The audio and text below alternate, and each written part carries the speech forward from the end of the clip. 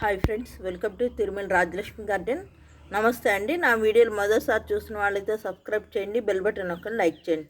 ఈరోజు వీడియో సరదాగా చేస్తున్నానండి, మీరు కూడా ట్రై చేయండి, బాగుంటుంది. పుచ్చకాయ లోపల గుజ్జంతా తీసేసి ఖాళీ డిప్పలో కాస్త మట్టి పోసి ప్లాంట్ వేసుకున్నామండి.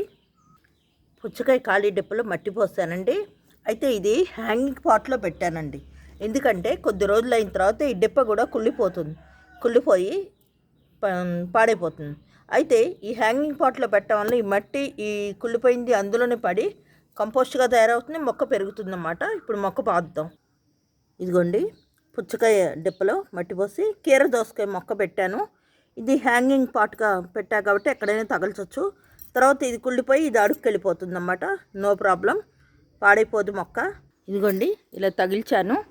తీగ కాబట్టి కిందకి వేలాడుతుంది, ఇబ్బంది ఉండదు. మీరు కూడా ట్రై చేయండి. Thank you.